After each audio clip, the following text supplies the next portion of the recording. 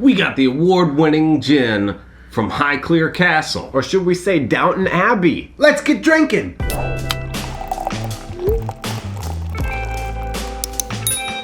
Alright guys, so today we have Highclere Castle London Dry Gin. Now this has been, it's been around for a bit, but it's starting to make a resurgence. Just recently been able to pick it up in the US, rated as one of the top gins in the world. Of course, they're going to say it's the top gin in the world, but we're going to see if that holds up. Highclere Castle is the actual name of Downton Abbey, and there's actually still an earl there, and they make gin. It says the botanicals used are inspired by the gardens planted at the castle, which date back to the 9th century. A few things to note.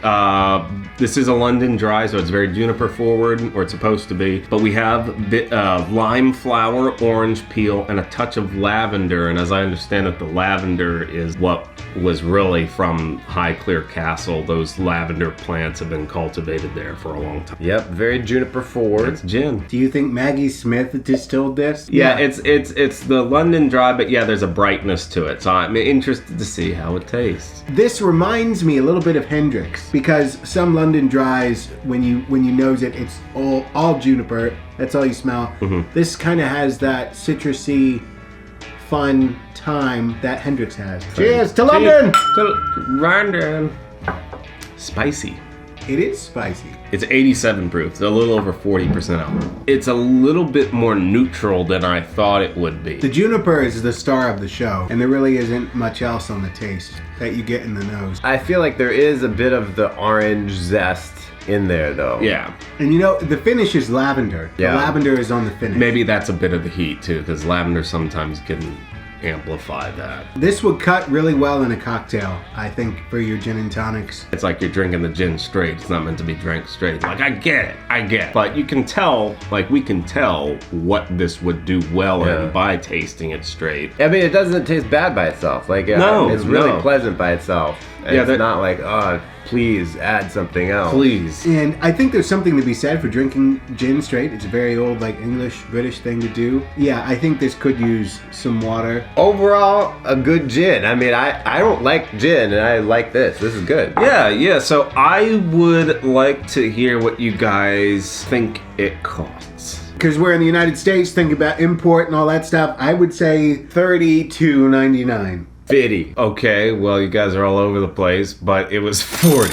40? It was 40, yeah. So Okay. But the question is a gin that's meant for cocktails worth this price? I mean, for gin, I would say this is like a 10 out of 10. I can't find anything wrong with it. Yeah, it's tough because this is a London Dry gin.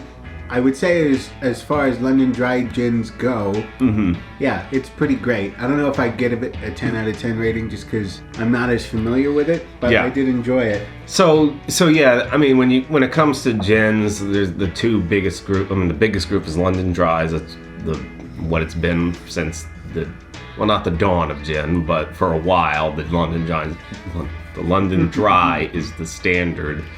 American style gins usually tend towards the citrus, which is interesting about this because it also incorporates citrus, and the lavender is kind of like their wild card factor in here that maybe sets it apart. So putting it in context of the style, I would put it at a solid 8.5, 9, I think. You are paying a little bit of the import cost. If this was made in the US, it'd probably be closer to 30, but it's a cool bottle.